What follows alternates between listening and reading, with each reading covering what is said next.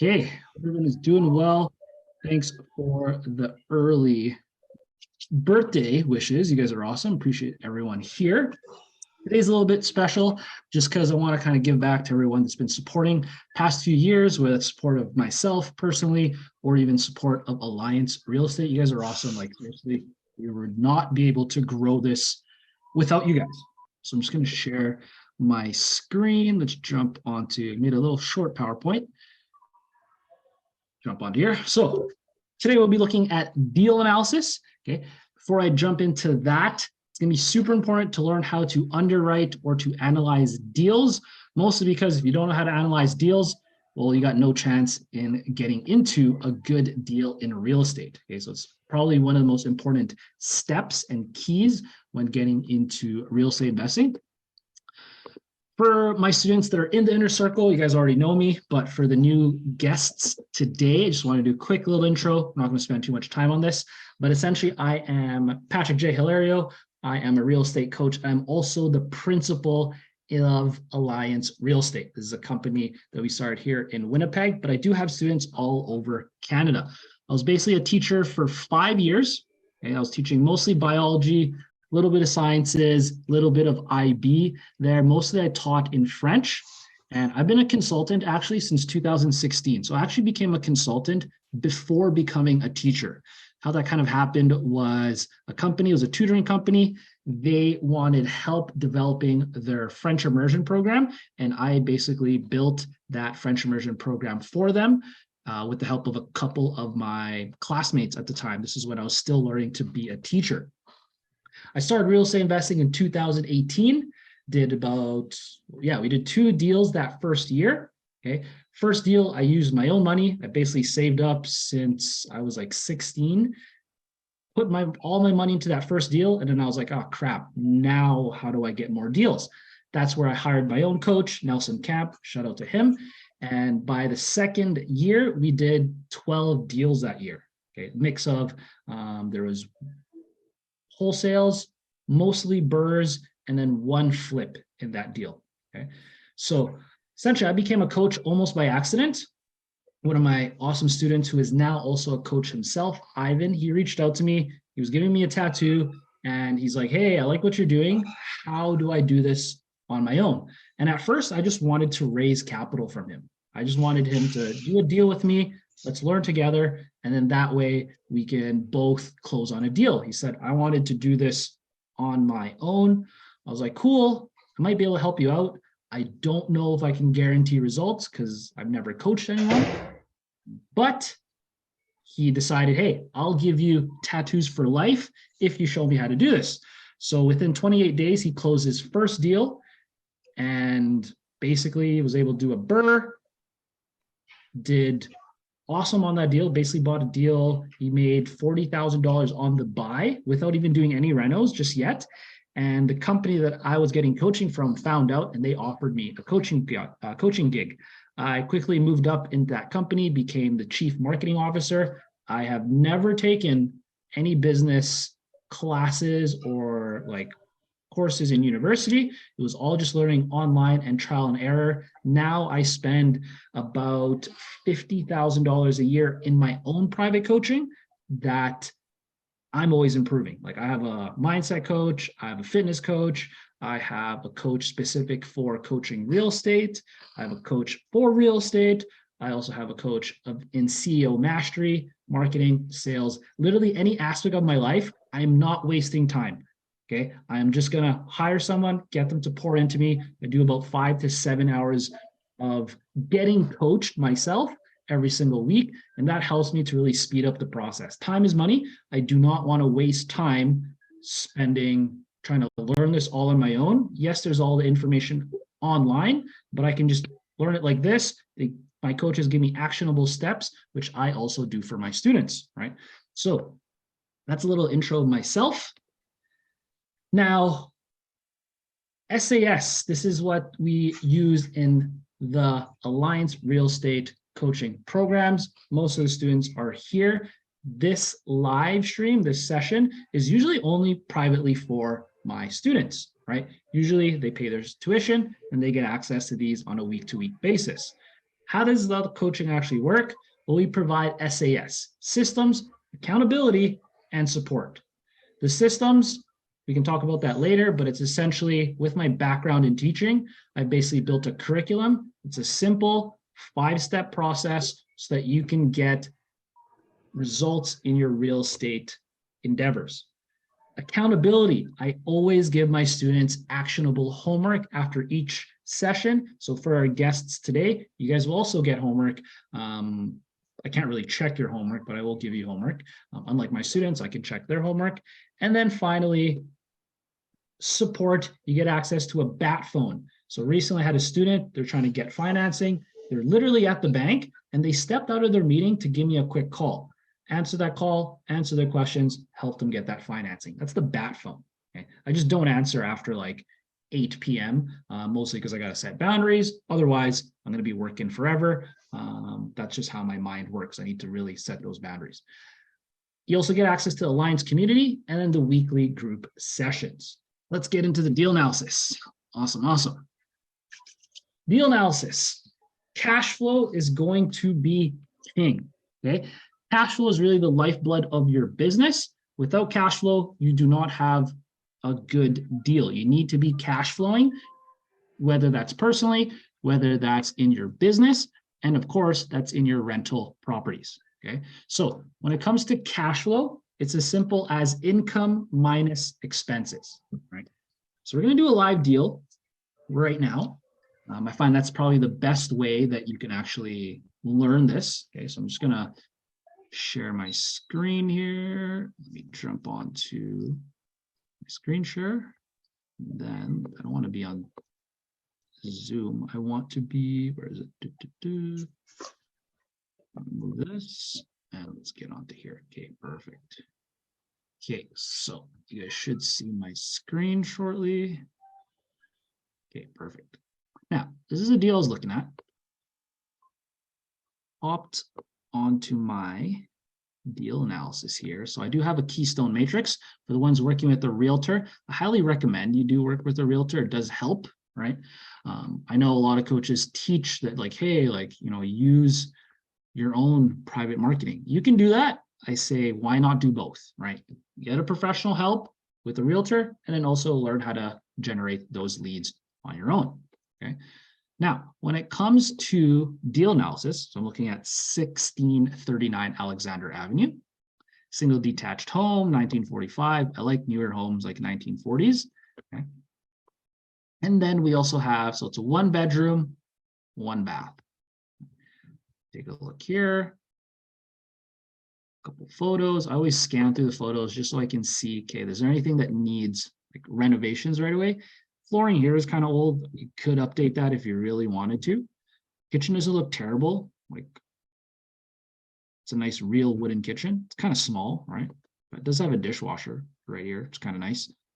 Double sink. That's awesome. Rooms look like drop ceilings in rooms. Like, don't put drop ceiling in your rooms. It just looks weird. It looks tacky, but still looks fine, right? Like, maybe a homeowner is not going to want it, but this could work for rental. Bathroom looks all good. Nice tile there.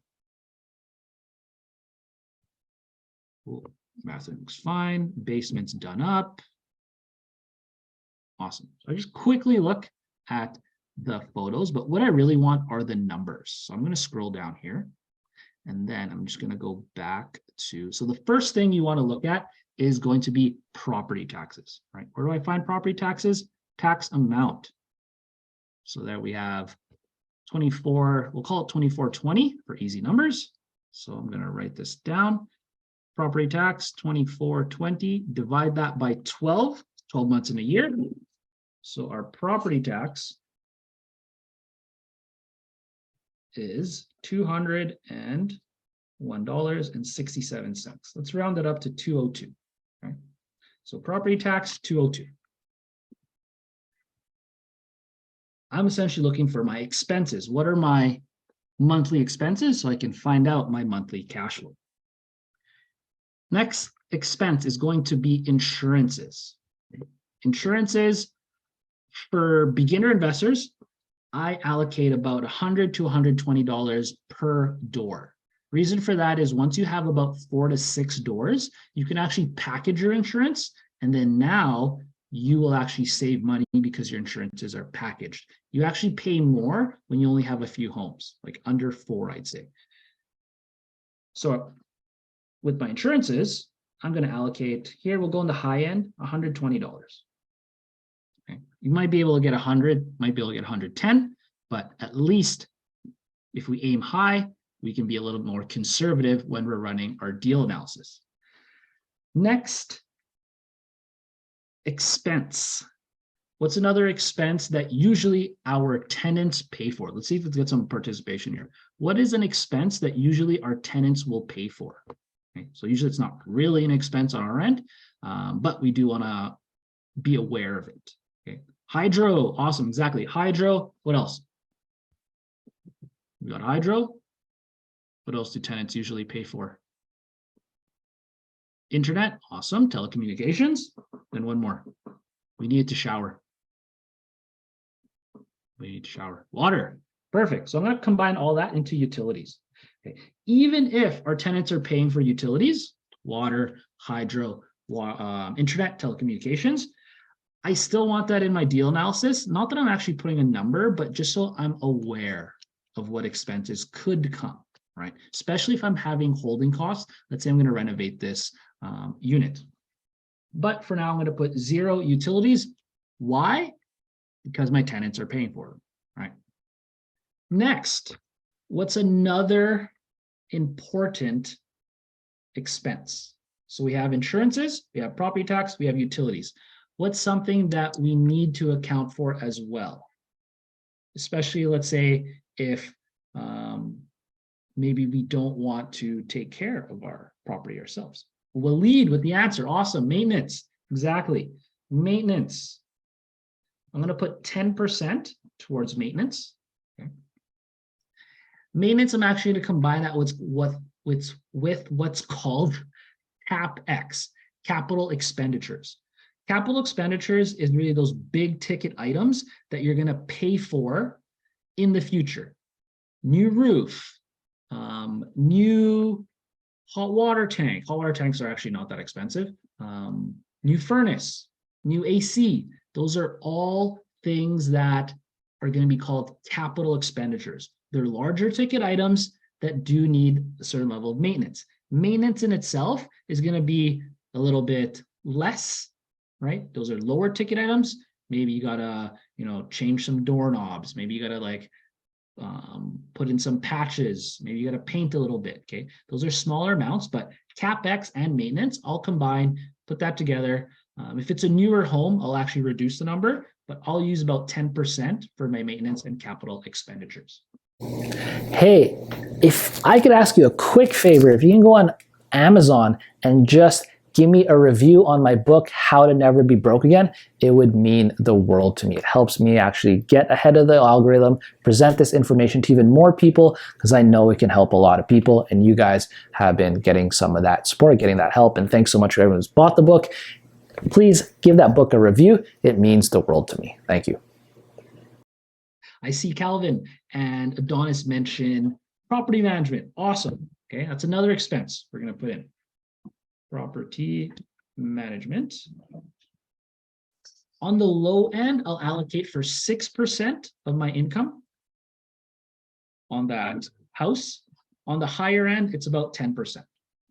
Okay. Now, if I'm the one managing my own property, right, I will still calculate in at least 6%, just because that's extra money in my pocket, right?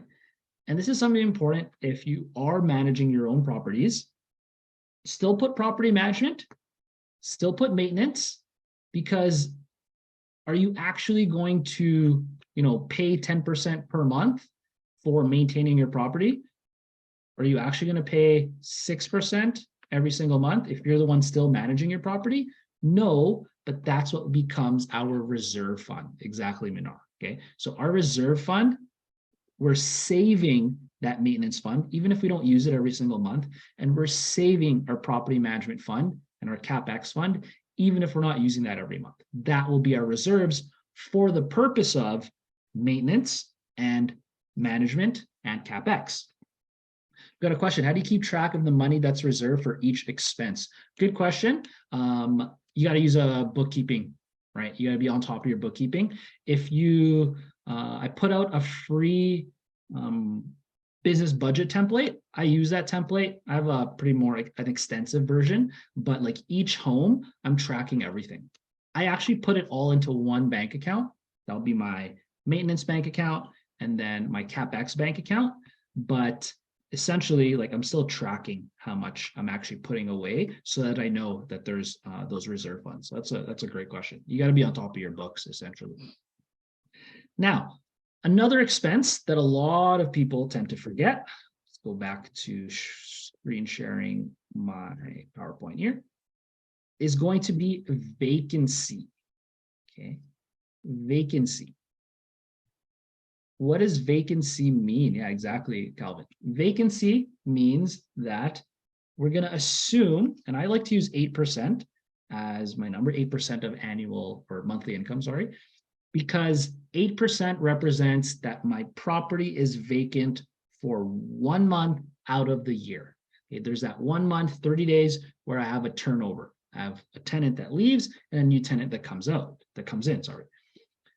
8% vacancy is, are we actually losing 8% every single month that we hold that rental? No, but it's us, again, putting money aside so that if we're vacant for 1 month, we're not we have those funds, you know, to pay the mortgage, to pay any bills that we need to pay for.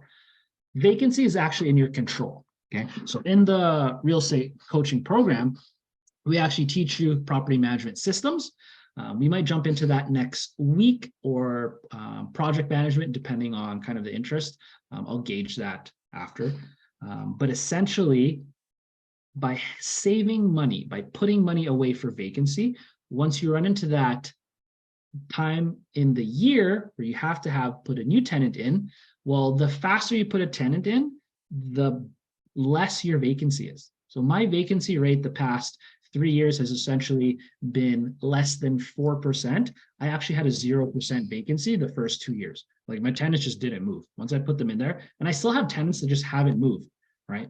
I'm giving them a lot of incentives. You know, if they pay early, they get a little bit of discount on rent. If they do, you know, they take care of the lawn care, they get a discount on rent. And that actually keeps the tenants happy. It also like helps tenants that we've had a rent freeze in Manitoba for the past 2 years. Okay?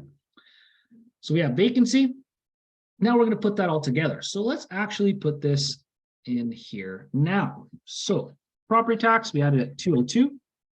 Insurances, I allocated for 120. Utilities, we're putting at 0. Maintenance, so that house, it's a 1 bed, 1 bath in that area. If I were to buy that house, I would actually consider and put like someone in the basement. Like someone could use that basement as a room, right? So we could call it a 2 bed. It's not a legal 2 bed, but you can kind of either built out an actual room in there. Now, if we're getting a little more advanced, that's getting into the BRRRR strategy. We won't explore that today, but you know, my students that are in here, you guys understand kind of how I'm kind of looking at that deal of, okay, where can I do some renovations? How could I add a bedroom, maybe add an egress window? But that house, you know, you could easily rent it out for, let's say, $1,300 bucks. How did I find that rental number? I just went on Kijiji. I have a few homes that are fairly similar to that home. Like I have a 1910s home that's like a 2 bed. It's a 2 bed, 1 bath. Older than the home that we were looking at. Renovations aren't as nice, and I rent it out for $1,350. Right. So the house that we're looking at on Alexander has a finished basement. Mine does not. Right. But I'm getting $1,350. So on the conservative end, we'll say rent. Let me just type this in here. I'm gonna put that. Let me just put it in here. Rent. Oops. We'll call it $1,300. Okay. So what's my maintenance on $1,300? Well, it's gonna be $130. Again, am I spending $130 every month? No, that's gonna be reserved funds. Management, $1,300 times 0.06. We'll call it $78. Vacancy, 0.08 times 1,300. 104. Okay, what's our subtotal? That means we're adding all these expenses up. So we got property tax 202 plus 120 plus 130 plus 78 plus 104. So I'm gonna check my math. I got 634 as my subtotal. Those are my expenses. Okay. So I'm gonna double check my numbers.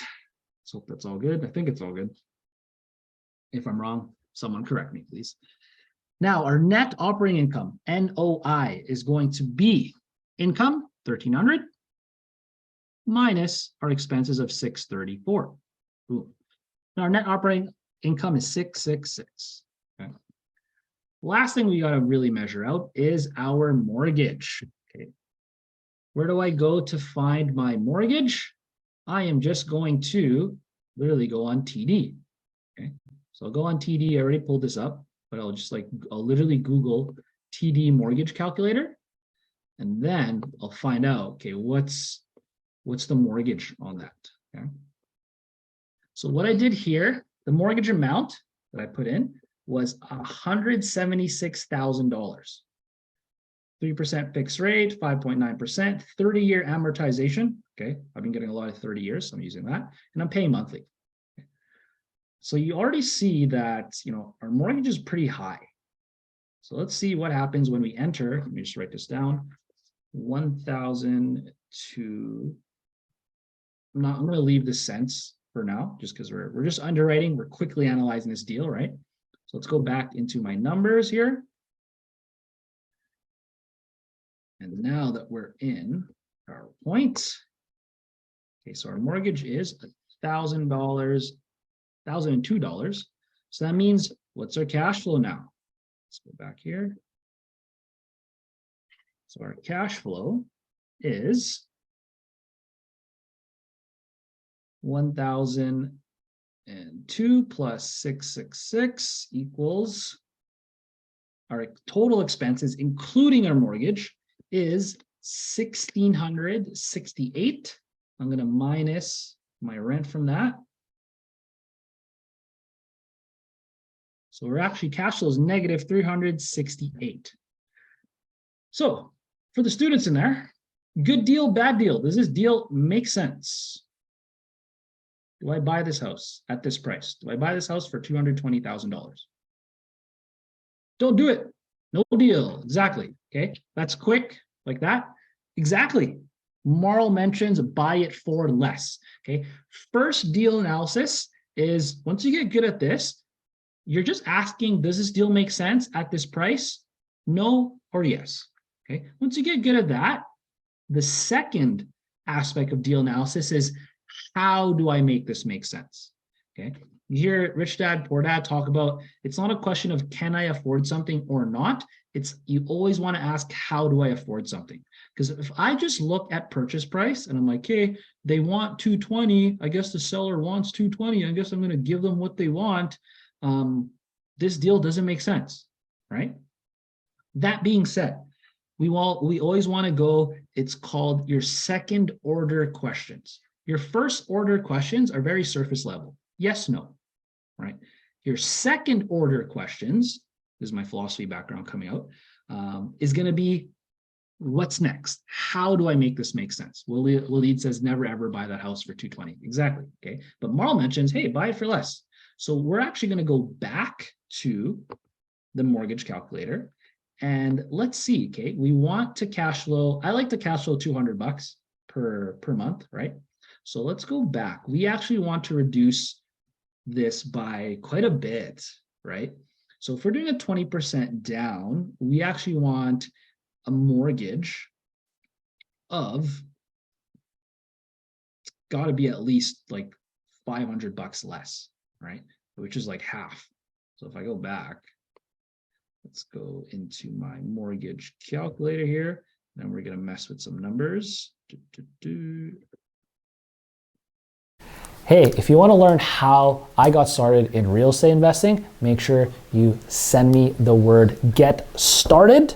Send those 2 words and I'll send you a free webinar on how you can get started and some tips that I've used to help myself get started into real estate investing.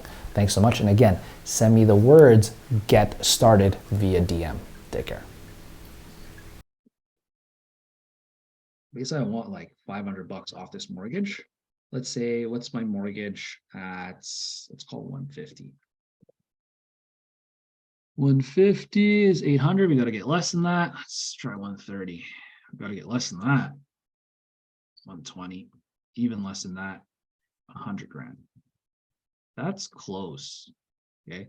Now, if my mortgage is $100,000, that's 80% of the value of my house. I'm going to reverse engineer, because here I'm putting 20% down, right? So 100 grand divided by 0.8. So I got to buy a house for 125,000 bucks. Okay. That's pretty cheap. Right? If I buy this house for $125,000, 20% down, and then what I'm going to do is I'm going to enter we'll call it 570 into my deal analysis here. So I'm going to do 666 plus 570 equals minus 1,300. So there we actually cash flow 64 bucks. Okay. Better now. That being said, you're buying the house fairly low, or you got a huge down payment, right? Can you make this house make sense? You can. It's pretty aggressive. Now, what happens if I manage my own property? Well, I don't have to pay that 78 bucks. My cash flow increases to 142. I can kind of control vacancy.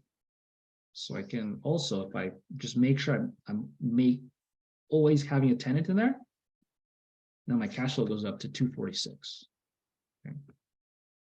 You'll see that a lot of deals will not make sense at the seller's asking price. You'll hear me say this a lot. I do not care about the seller's asking price. I do not care what you want for your house. I don't care if you raise your family there. I don't care if you've lived there for multiple generations. Sentimental value has no value to me as a real estate investor. That sounds kind of cold, but at the end of the day, we're running a business. You got to make sure you cash flow, right? Why didn't we BRRRR this property? Good question, Waleed. Here, I'm just doing deal analysis as a buy and hold. To do a BRRRR would probably make a lot more sense, right? We do a little bit of the kitchen, maybe do some floor, change up the ceilings, paint it a little bit, I wouldn't spend more than 20 grand on this house. And then you increase the value, you can increase the rents. We're trying to recoup our money. But the main basis of deal analysis is you want to start at, okay, what does this look like as just a buy and hold? If you want to attach the BRRRR, if you want to attach like flipping into this, that works as well, but the strategy is a little different, okay? Essentially, that's your deal analysis. And the better you get at doing this, the easier it's going to be, okay? For some of the students that are in here that have already done deal analysis, you've probably done this a bunch of times on paper, and do not get discouraged. Again, if deals don't make sense at the asking price, you want to find out, okay, how do I make it make sense on your price? Okay, you want to make it make sense for you, not necessarily for the buyer. Now, some of you guys here, you haven't closed the deal just yet and you're working towards that first one. If you're house hacking, this changes, right? Because, if you're house hacking, you can break even and do a great deal as a house hack because you're living there. You're literally getting free rent, right? If you are putting, let's say, a 5% down, you're going to do a house hack, or let's say you're going to do a fake house hack, right? Very gray area. By doing that, well, maybe because you have a 95% mortgage, that's a very high mortgage, your costs are going to be higher, and maybe you cash flow maybe like 50 bucks, and that'll be a good deal for you, right? But if it's a regular buy and hold, I like to cash flow at least 200 to 250. I have some deals that are cash flowing like, 175. Is $25 a month going to ruin a deal for me? Not necessarily, especially if you get on in this early. Okay. I always look at it as like a race to 10 properties. Quick story is when I met Denzel, he's one of the other coaches. He's actually the vice president of Alliance Real Estate. And my goal initially was just to do one deal a year for 10 years, get my 10 homes, call it a day. Okay. Denzel actually sat me down. He's like, it's the same amount of money to do 10 deals, whether you do it in 10 years or 1 year. It might actually be cheaper if you do it in 1 year because due to inflation. It's going to take the same amount of work, like manpower and amount of hours. 10 renos is 10 renos, right? And if you do it sooner, you get all the compounding of already having 10 properties. So he kind of convinced me to just like, hey, let's build a plan, focus on this, and then get to the 10 homes. Now you're building equity along the way. Okay. So for some of you guys, you might only need 6 properties. Some of you guys, maybe you have bigger plans. You might need 20 properties. How do you actually find that out? If you're closing deals and earning about $200 per home per month, you just want to reverse engineer how many homes do you need cash flowing $200 per month to replace your expenses. That's called financial security. All your bills are paid. You don't need to worry about it. Then there's financial independence, where you can replace your income, right? So as a teacher, I was essentially making about $1,700 a month.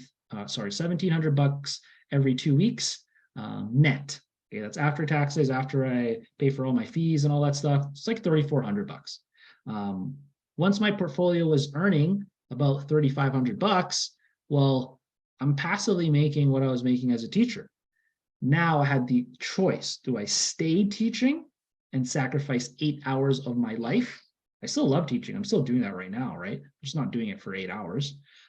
Or do I take the risk and build something around real estate? Okay. For me, it made sense. I'm already teaching. I can take my experiences, put this all together, package it, and do it as coaching. Now I can continually do what's called, I call it wisdom transfer, and I can do deals indirectly through my students, right?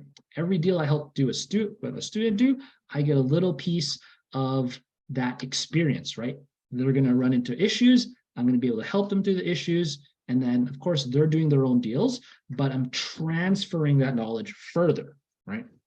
So for you guys, something to look into as well. So right now you start with deal analysis, master that, of course, but in the future, longer term, you do want to think about how can you align what you learn in real estate with another active business. Okay, this is a little bit more advanced stuff. You guys get a little bonus here. But Rich Dad Poor Dad, and I'll show you this. Rich Dad Poor Dad actually talks about what's called the investing triangle. Okay, so you have your real estate top, you have some portfolio income, stocks, and then you have active income. They all feed into each other. Okay, so just having real estate, you're going to get cut off at a certain point. Yeah, we teach raising money, but raising money is one aspect. If you can actually generate and create an active business, awesome, right? I know some people get into property management, very lucrative business. Some people, like I have my hands a little bit on the marketing side of like helping, realtors, real estate professionals, brokers get better at their marketing and their sales. Okay, I don't actually, I don't run that business. I work with them. My main focus is my own real estate and my own coaching, right? But you do want to think about, okay, yeah, I have real estate. That generates a passive income. You also want to think of an active income so that you can pour more into your real estate, right? Otherwise, you're just raising capital in perpetuity, or you might just have like a high paying job. Like that's okay too.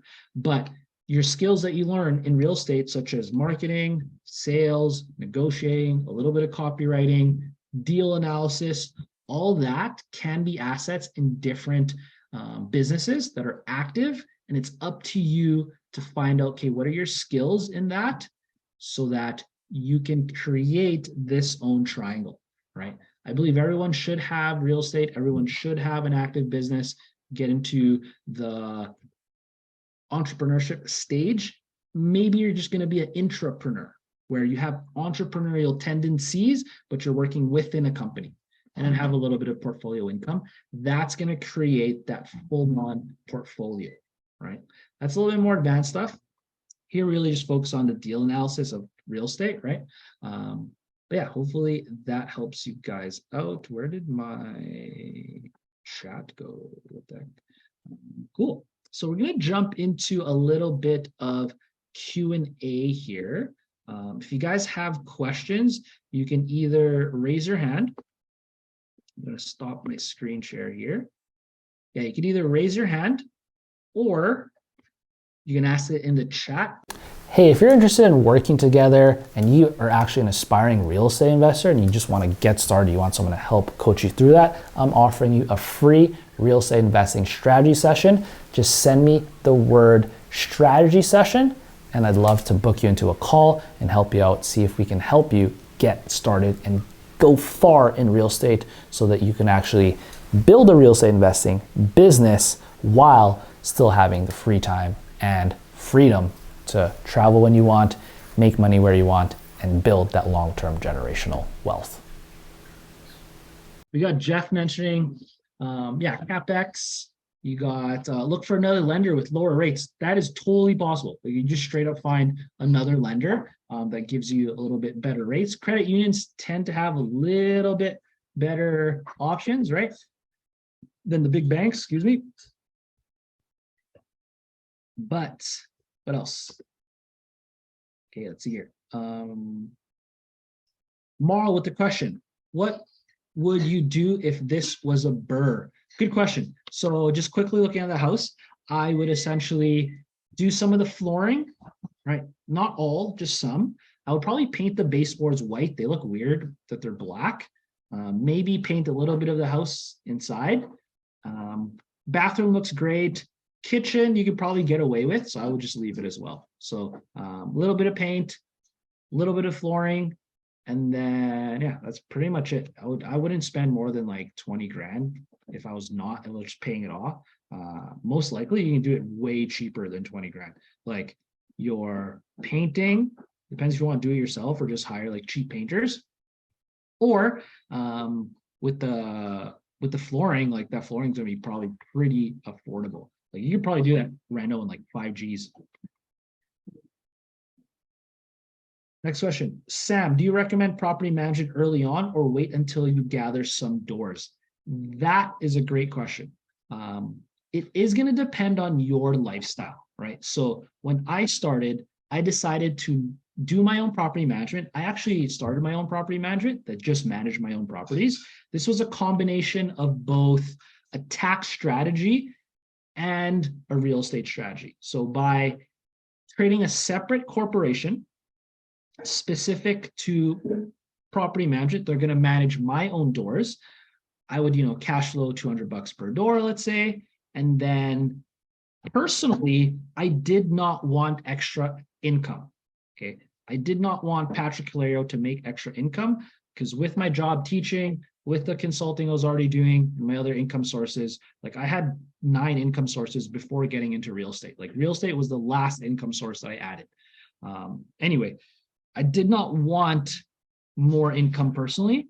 So what I would do is any profit I would show personally on the rental side, I would charge the same amount to my property management company. So my property management company, because it's a corporation, it pays less tax than I do. Okay, so it's just a strategy that I've used. Again, it's based on the lifestyle. I bought a bunch of my homes near my house. I'd say about 90% of my portfolio I could bike to. I could probably walk to 90% of my portfolio. Okay. Now I have a few homes that are a little bit separate now. So it's now that the portfolio's got a little bit larger. And it wasn't until I decided, okay, I want to start traveling more that I actually hired out my property management. So for some of you guys that know, I spent about 2 months in Asia traveling, working the business, working from a laptop. Most of that was just, I had a student, a client that wanted to learn how to be a digital entrepreneur. And I was sharing some stuff that I was learning, but at the end of the day, I was like, hey, I might as well do this, get real life experience so that I can coach them better. So that's what I did. And that's when I hired property management. Okay. If you can afford to, and you don't want to deal with tenants, you can just hire property management, right? It does give you a certain level of peace of mind that someone is taking care of it. I remember the beginning days, I would get messages at like midnight and like have to deal with stuff like that. And, you know, if I'm working the next day, I got to wake up at like 6:30 back when I was still teaching. Not necessarily something that is super exciting, right? But part of me does enjoy the property management piece, at least picking tenants and communicating with tenants. So I like that aspect. And with good systems, you can get away with managing your own for the first few. I know a couple of real estate investors that just manage like over 20 properties on their own, right? So it does depend on what kind of lifestyle you're trying to build. Good question. Hope that answers. Calvin asks, how many exit strategies would be ideal when doing deal analysis? So in the beginning, you want to simplify it, right? That's why I always just start with regular buy and hold real estate. Later on, once you're actually looking at scaling your deals, I would have at least 2 exit strategies. Maybe you're going to BRRRR it, or it could be a flip. Maybe you're going to do a buy and hold. Maybe it's also going to be a wholesale, a possible wholesale, right? Maybe it's going to be a buy and hold, but has the opportunity to be a new build later on. I actually don't recommend new builds for newer investors, mostly because they're a money pit. Like I'm doing 2 new builds right now, and I just bleed out money every single month. Okay, so without a portfolio paying for that kind of stuff, it would be pretty terrible. Like if I was a new investor doing a new build, I'd probably be like out of the game already. Okay. In the beginning, just one, focus on the one. As you get better, have minimum 2 exit strategies. Marl asks, if you buy the house at a lower value, will it decrease the property tax so you have more cash flow? Possible. You can actually fight your property taxes in like going to the city and going through that process. It does take a little bit of time. It can be a little annoying. I did meet an accountant that basically fought his taxes for like 25 years, and his house is actually worth like in the 200s, but it's like city assessed at like $98,000. So he's paying really low taxes. If you have the time to do that, I guess it's worth it to fight it. I usually don't fight it unless I see that, like, you know, they're appraising and they're assessing my house way above value, and I'm just going to reduce that. But it could be worth your time. Good question. Malik asks, so after doing floors and paint, what would the max appraisal we could get to refi that property? That's a good question. I don't have comps in front of me. Depending on your finishing, like you're probably only going to get it to like 250, maybe 270.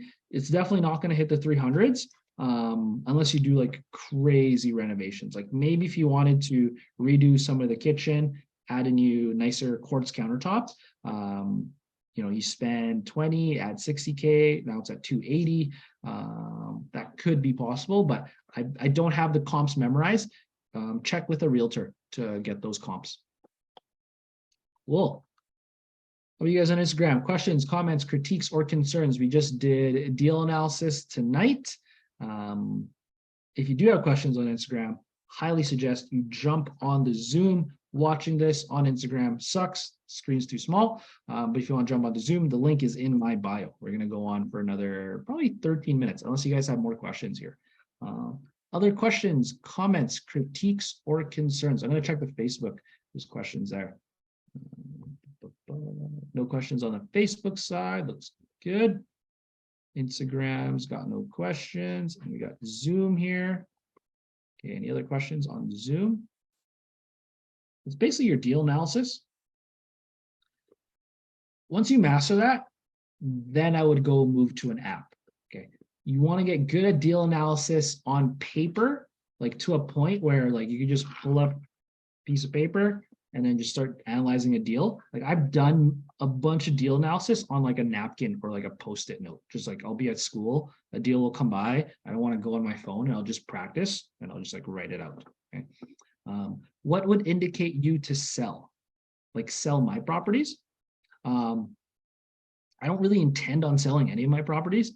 If I get to a point where, you know, I get another business opportunity that I can just cash out and it has better monthly recurring revenue than my current rental portfolio, maybe I would sell.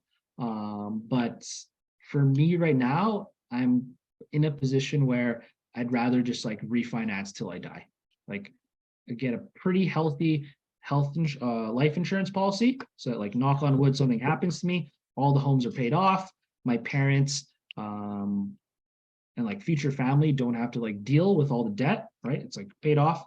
And then having that life insurance strategy allows me to continually to refinance over time, right? If you really want to find out more about that strategy, you just Google or YouTube like refi till you die.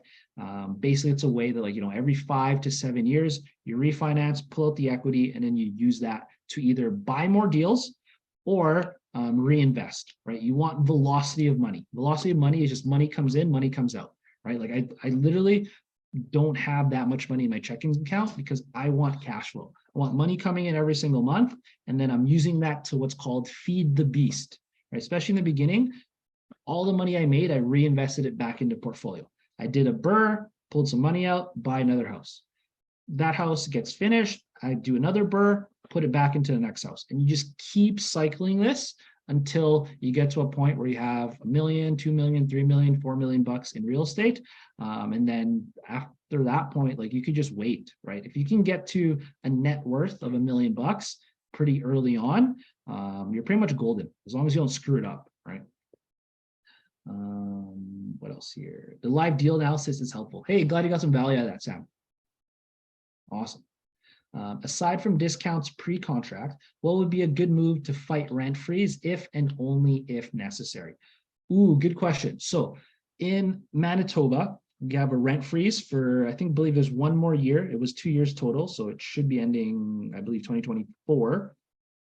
But what I'll do on all my lease agreements is I will discount all my rents, right? So regular rent is $2,000. If you pay early, it's $1,900, okay? Or it's $1,800. You get a $200 discount for paying on time or early. Now, next year, what I could do, and sometimes I've done this, sometimes I haven't, but when the lease gets renewed, I can't increase rents if there's a rent freeze, but what I could do is I could reduce the discount. It's as if I increase rents, but because I'm reducing the discount, I don't get in trouble with RTB, with the Residential Tenancy Board, right? And I can continually do this until there's no more discount at all. I've never increased rents because the base rent is still 2,000 bucks. I've just reduced the discount. Instead of it being 200 a month, it's 100 a month. Next year, instead of 100 a month, it's 50 bucks a month. After that, it just continues, okay? So I'm not increasing rent. I'm not increasing base rent. I'm reducing discount. Okay? Marl, what happens if you pay 5% down and leave in the property? Don't get caught by the CRA. Do you use life insurance as your mortgage insurance to cover it all? I actually don't get mortgage insurance because it only covers the mortgage. Your beneficiary is actually the bank. So the bank is protected, not you, right? So what that means is if you get mortgage insurance, knock on wood, you pass away. I only know this because I was licensed in insurances, right? But essentially, mortgage insurance will cover the mortgage. So knock on wood, you pass away, your mortgage is paid off, sure, but it doesn't cover like your capital gains if it passes on to next of kin. And then, you know, usually it costs money to bury your body, right? So if you don't have cash for that, like your family's got to come up with that. And after a few years working in the insurance industry, the last thing families want to deal with is finances when you're dead, right? Like they don't want to deal with that. They're actually just grieving the loss of you, right? So you almost want it to be fully set up that it's like basically a checklist. It's like, hey, you're dead. Here's a checklist, and then someone's just handling it for you, right? So I actually get life insurance. Reason for that is it covers my flesh, does not cover my mortgages, right? And you should be more valuable than your mortgages. I love Nipsey Hussle. It's one of my favorite rappers. But like one of his lines is like, you know, put in Thanks, Justin, for that hat comment there. But one of his lines is like, you want to get like $1 million on your flush. Like you should be worth at least $1 million, right? Especially if you're creating a bunch of value like that. And if you have more than $1 million in real estate, you should insure yourself while you're young for more than that, right? At least cover your debts, plus maybe if you pass away early, you'll probably want a little bit more because there's all that opportunity cost. Like, hey, if you die early, who's going to take care of your family? Who's going to take care of the next few generations? Kids got to go to school if you have kids and stuff. Maybe your wife's working or your husband's working, or maybe they're not. You want to take that into consideration. Speak to a licensed insurance broker. They'll be able to be a lot of help, right? Great help. I can connect you with some good ones if you need. Other questions? These are good questions. Awesome. I love the engagement today. It's really good engagement today. Good stuff. That's a little bit of deal analysis, a little bit of creative things you can do. It all really does start with deal analysis, because once you get good at analyzing deals, then that's where you can comfortably walk away, right? Like I mentioned before, I don't care what the seller wants for the price, right? I need to make sure the deal makes sense. Okay. So, my leg fell asleep there. Would you consider negative cash flow? Usually I would not. So this is where things get a little bit tricky. For you guys, for new investors, say you're under, you haven't got your 4 deals yet, you're still working towards that. I would not touch anything with negative cash flow unless you're house hacking, right? Then it kind of makes sense, right? Because your negative cash flow is just what you're paying to essentially live there, right? Now, in my case, if I had cash lying around and inflation's a little bit crazy, and I just want to park that money somewhere and get a little bit of a return, I could be open to doing a deal with negative cash flow. The reason for that is I'm burying money. Okay, I'd rather put money into a property than pay the government, right? That's just how I function as an entrepreneur, right? I know that if I keep the money, I can pay my employees, I can create courses like this that offer value. I can give back to charities that I have a little bit more choice from, and I can control where that money goes. I can't necessarily control what the government spends on their money. Example, they spent like 4,000% more than what they should have for that like TAN app or whatever during the pandemic. It's a complete waste of money, in my opinion. But the government has never been good at financial literacy, right?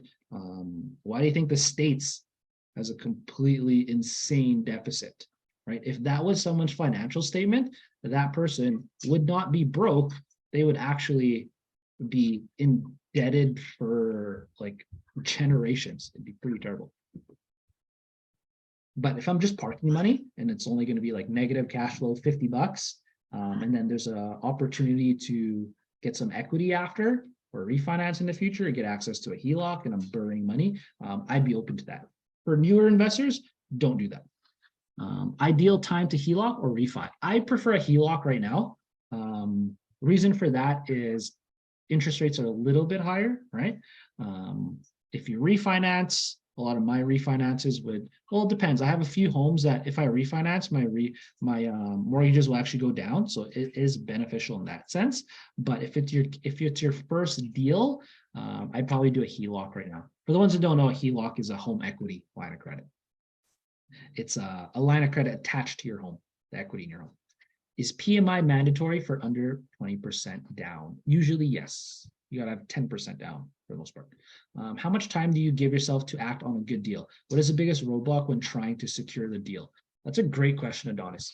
How much time do I give myself to act on a good deal? The moment I see it makes sense, I'll tie it up, right? And I'll write in the offer just because something, and I was coaching a student on this, a lot of newer investors and new students will think that if they write an offer, it will get accepted, right? If it's a good deal and your offer gets accepted, like that's awesome. Celebrate that. But if it's an okay deal and it might make sense and you're like, okay, cool, put an offer in, it might not get accepted, right? So I've trained myself that when I see a good deal, I write the offer. And I've been doing this long enough that even if I don't have the money, I'll still write the offer. But that's because I'm good at raising money.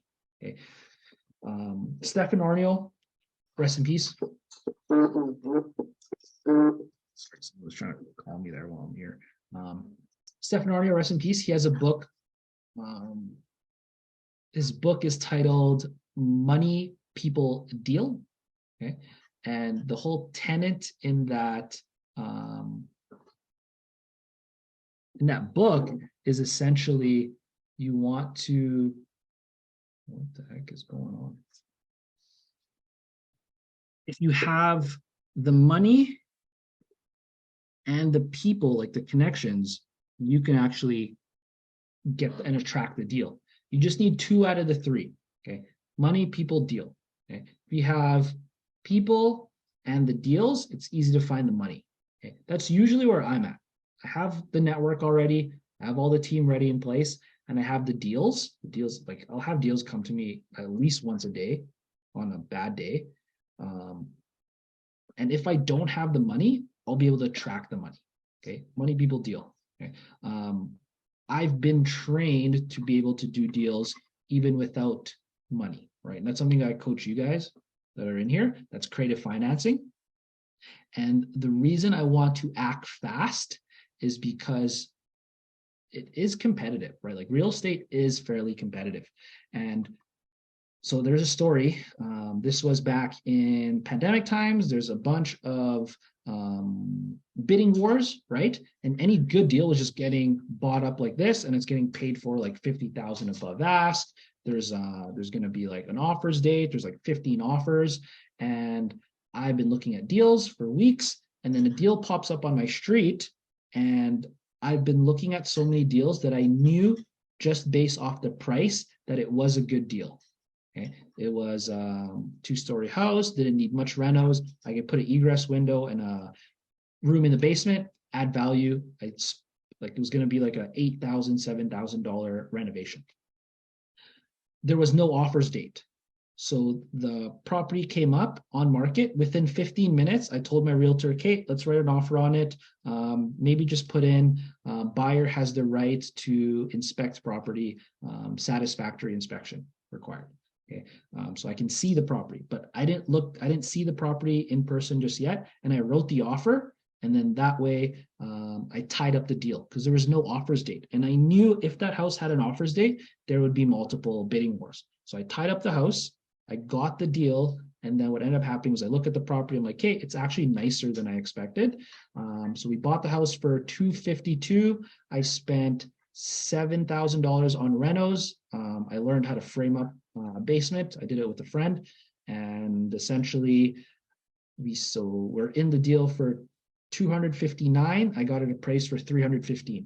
Okay, so I spent $7,000 and I added about almost $50,000 in equity, right?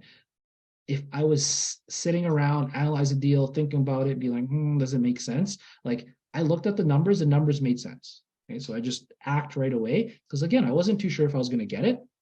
Luckily, I did. And almost every deal after that has been, I don't have the money, I'm going to buy the house, and then it gives me 21 days to find the money. Okay, I have a bunch of stories like this. Like I moved the house. I had 3 days to find $25,000, and we found that money. I was short on a mortgage. I need $11,000, and I had 21 days. We found the money in 11. Like we actually made the money in 11. And I keep this list. So anytime I'm feeling doubt as an entrepreneur, I'd be like, hey, like we're getting tight on payroll, things are a little bit rougher. I just look back at the list, and every single time that something like that has happened, the last time was in November. Like I needed, I think it was like $10,000 to pay the rest of my team. And we had like 1 week to do that. And this is also when I'm traveling Asia, and we're able to make that money, right? So it's a combination of mindset of, okay, I'm going to go in and figure it out because I know I have a team, right? I have people behind me that help me out and do all this. And also I have a track record, right? So if you're new and you have a track record and you don't have a track record, sorry, like maybe don't do that just yet. But if you have the ability to raise money, you have the ability to be creative, you have the ability to have high income skills, finding money is actually not that difficult. Let's see another question here. Jeff says, I see an awesome deal on Ashley Avenue, sold less than a day. Would you make an offer before looking at it? I've done offers sight unseen. I bought a few houses sight unseen. The key there is you want to add the condition of satisfactory inspection.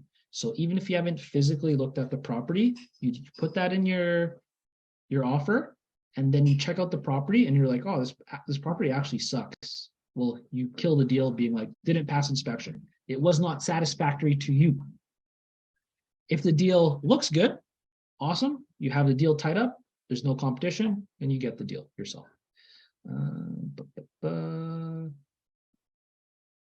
Hey, if you're interested in learning more about real estate and how we can essentially work together, make sure you connect with me on LinkedIn. I'd love to connect there, and that's where we can connect as professionals, see how we can help each other grow. So just search me up, Patrick J. Hilario, on LinkedIn. Take care and peace. For new investors in Winnipeg, which option is better, single or multifamily? I prefer, when you're starting, single family, because there's actually a lot of moving parts in multifamily, right? Like I just started doing multifamily, and it's small multifamily. We're talking about duplexes, right? And even then, like your renovations are doubled. Your purchase price is usually doubled.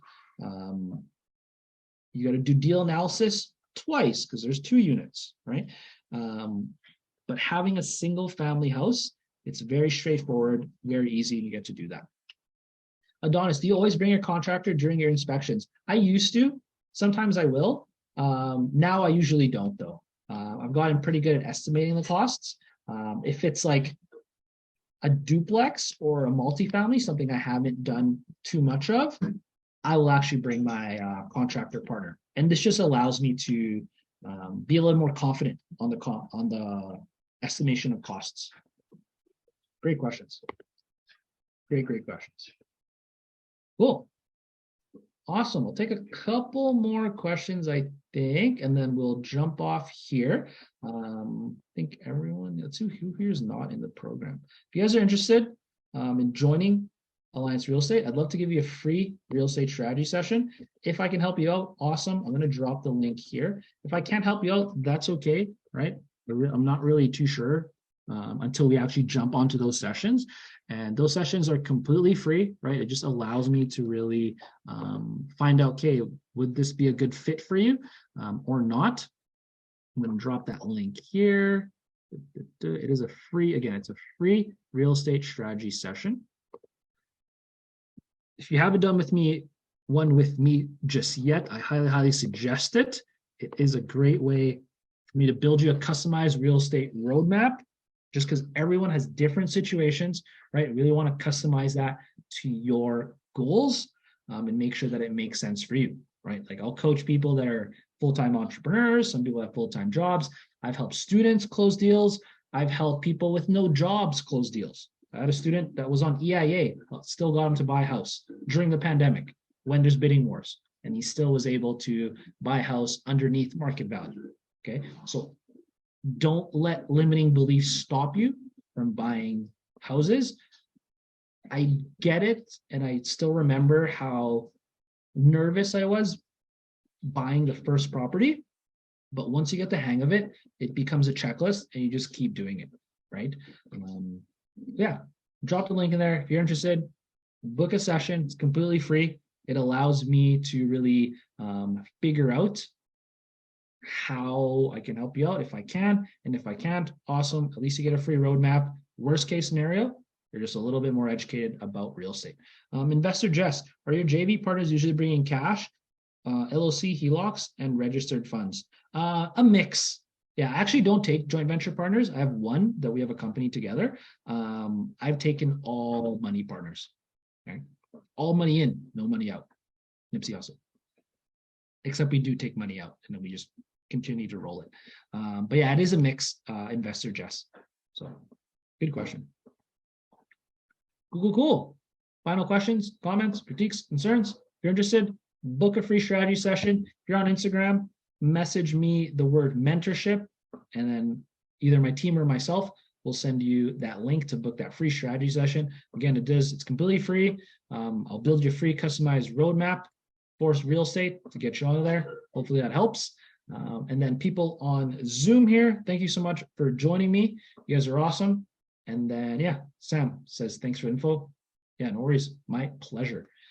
Adonis says, thank you so much. You're a man. Hey, I appreciate you guys. Yeah, you guys are awesome. I really wanted to give you guys a little bit of sneak peek of the training, what we do for Alliance Real Estate. If you're not in the program just yet, we'd love to help you out with that.